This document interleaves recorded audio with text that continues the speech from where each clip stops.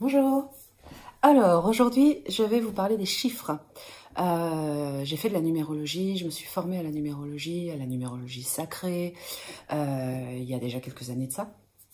Et puis, j'ai toujours eu du mal, en fait, à retenir les significations des chiffres. Alors, il y en a que j'ai retenu, qui m'ont marqué plus que d'autres, mais enfin, c'était pas non plus extraordinaire.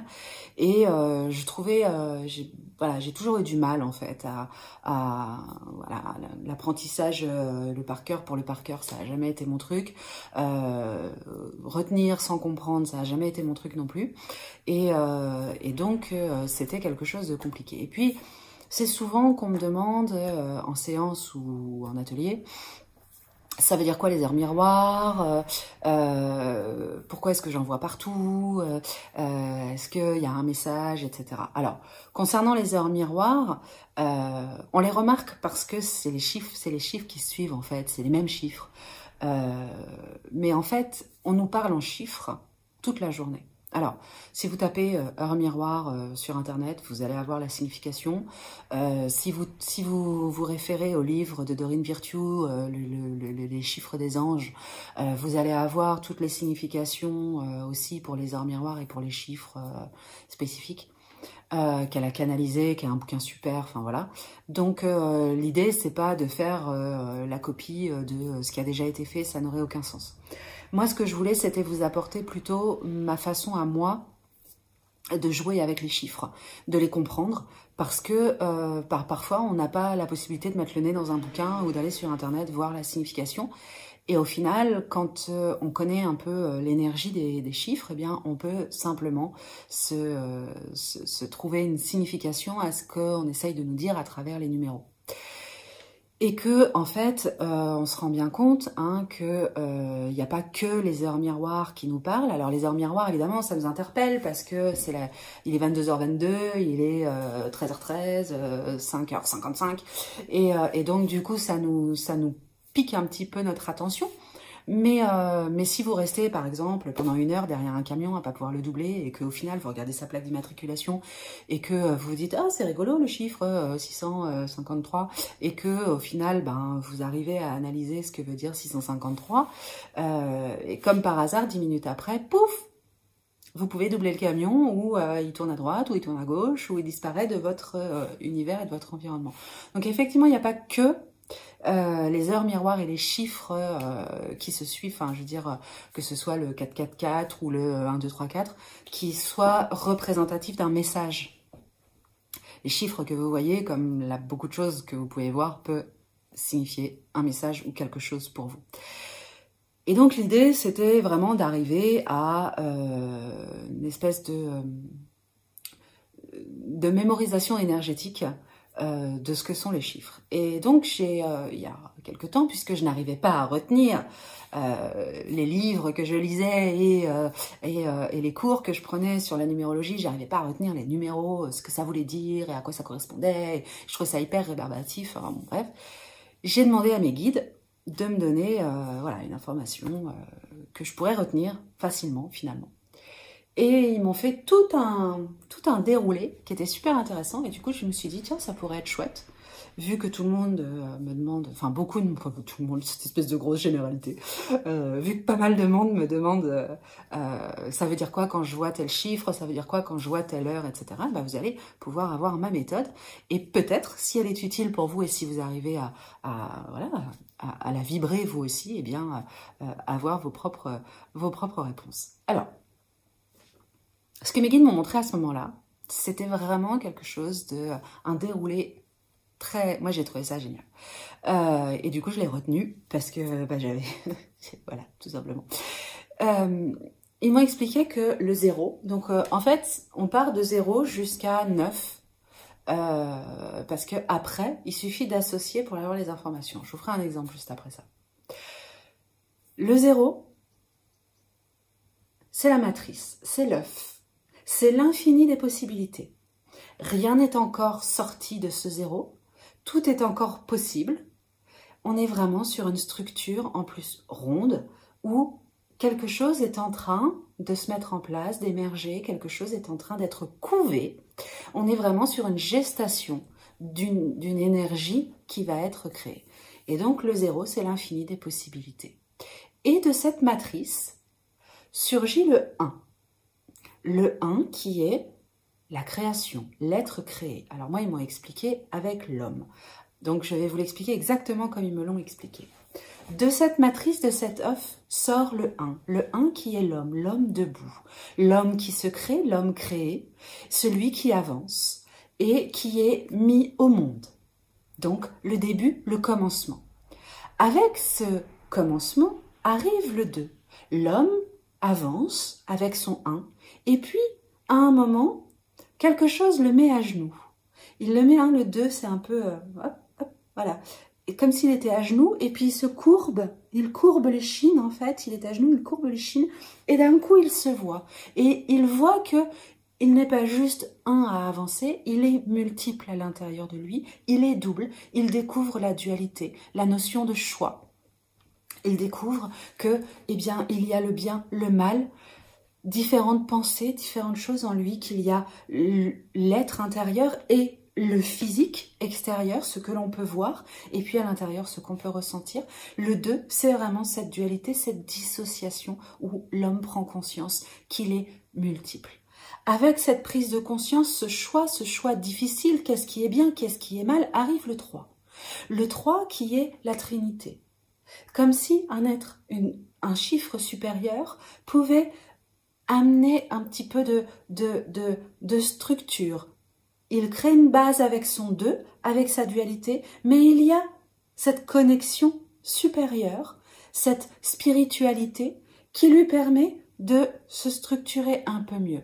Et donc, il y a lui, mais il y a aussi au-dessus. Et avec ce 3, l'homme se sent protégé, il se sent plus stable, plus choyé. Et comme il se rend compte qu'il peut être mieux protégé, avoir une autre vision des choses, eh bien, il va arriver au 4. Le 4 qui est vraiment la stabilité, qui est la création, qui est la structure. Il va se structurer pour que dans cette dualité, avec cette connexion à son être supérieur, il puisse créer quelque chose dans sa vie, de lui-même. Et donc, il va poser des bases. Le 4, il va se structurer. Il va un peu s'enfermer aussi, parce que le 4, c'est aussi un peu la rigidité. Mais il se rigidifie parce que il a déterminé ce qui est bien, ce qui est mal au regard de sa spiritualité. Et donc, il va avoir besoin de structurer les choses, de structurer par son travail, de se structurer par sa famille, et donc l'envie de créer, de se poser, de se positionner. Mais une fois qu'il est posé, il entre dans une routine. Cette routine, cette structure un peu rigide, il va avoir envie d'en sortir. Parce que l'expérimentation, c'est créer d'autres choses. Et avec ce besoin de changement, arrive le 5. Le 5, c'est celui qui a la tête encore bien carrée, bien structurée, mais qui se met en mouvement comme ça, un peu dans tous les sens, sans trop savoir vers où il va, de façon à ramener du changement dans sa structure. Et donc, on est sur un chiffre qui va le faire sortir de son cadre, aller voir un peu ailleurs ce qui se passe, comment est-ce qu'il pourrait amener de la nouveauté et du changement dans sa vie. Mais parfois, quand on veut aller faire trop de changements dans sa vie, eh bien, on a tendance à arriver au 6. Et ce 6 part dans tous les sens, il est déstructuré, il est le symbole de trop de matérialité, trop de rigidité, et on sort, on essaye de changer, et parce qu'on change, on se sent complètement perdu. Et ça roule dans tous les sens. Le 6, il ne se tient pas, il roule dans tous les sens. Il roule sur la tête, et puis il revient, il se remet sur ses jambes, et puis hop, il repart. Et l'homme, à ce moment-là, comprend qu'avec le 6, eh bien, il est perdu.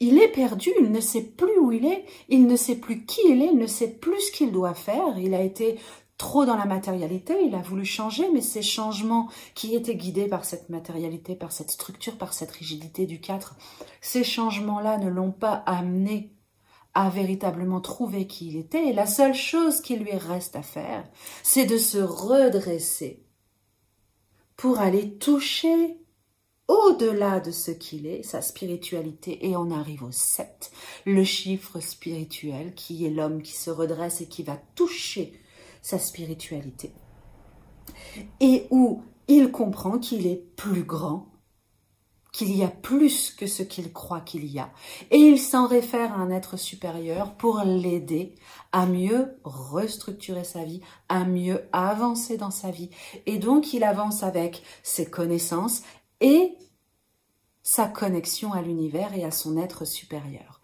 Et lorsqu'il comprend qu'il y a vraiment cet espace supérieur qui lui est offert avec une autre connaissance, avec beaucoup plus de spiritualité finalement, une autre compréhension des choses, eh bien, ça l'amène progressivement au 8, le 8 qui est, eh bien, la conscience que lorsque l'on met une action en place, il y a un retour et que ce qui est créé dans la matière revient au spirituel et ce qui revient du spirituel peut se créer dans la matière et que donc il y a comme ça cette espèce de retour, de cause-conséquence, on va dire, de conséquences des actes et des choix.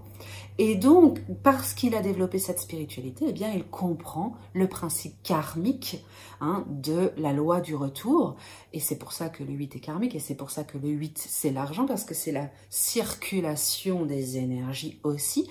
Et le 8 lui permet de comprendre cette circulation énergétique. Les choix que je fais ont un impact, et les pensées que j'ai ont un impact sur mes choix et sur ma création. Et alors qu'il comprend tout ça, il ne lui est plus possible de faire retour en arrière. Il est donc amené à transformer complètement sa vie, à devenir un homme nouveau. Et pour cela, il doit passer par le 9. Et le 9, eh bien, c'est l'inverse du 6, n'est-ce pas? C'est celui qui va vers. Donc, ce sont les fins de cycle, les grands changements, les restructurations suite aux prises de conscience, de façon à amener l'homme au 10, qui est l'homme nouveau, parce qu'il y a quelque chose de nouveau en gestation avec l'homme qui est créé et qui est en train de créer encore quelque chose de nouveau de lui-même. Voilà, qui est en gestation. Donc, on a vraiment ce système de cycle. Et ensuite, une fois qu'on a toute cette compréhension du 0 au 9, eh bien, on peut avoir n'importe quel chiffre. Ça va être très facile. J'ai fait un rêve il y a quelques semaines où je faisais des courses et puis en fait, le chiffre, le montant des courses était exorbitant. Donc, au-delà de toute la symbolique du rêve à côté de ça, le chiffre était très marqué, c'était 637. Et quand je me suis réveillée, je me suis dit, waouh, 637, on m'a carrément donné un chiffre très clair, pas juste c'était exorbitant, non, c'était 637 € de course.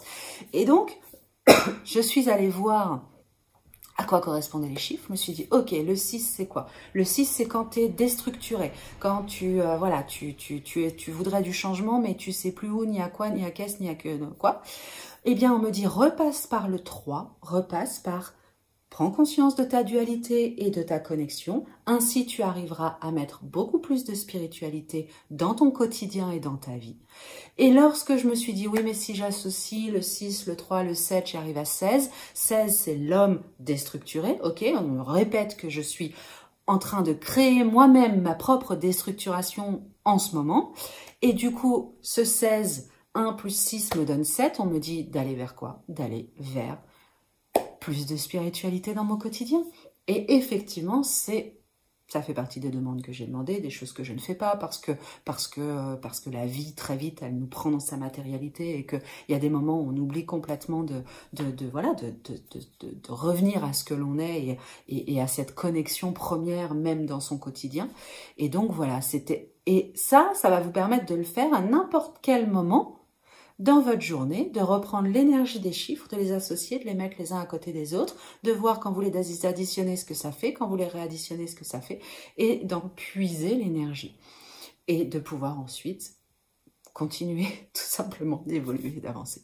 J'espère que ça vous aura été utile. C'était ma conception et ma façon de jouer avec les chiffres, en sachant que comme je n'arrivais pas à le retenir, eh bien, ils m'ont raconté une histoire avec les chiffres et qui est eh bien, pour moi, me correspond tout à fait et me convient très bien. Après, évidemment, il y a tout un tas de bouquins de numérologie, tout un tas de trucs qui vont vous permettre de compléter cette connaissance des chiffres. Voilà, je vous dis à bientôt. Bye bye.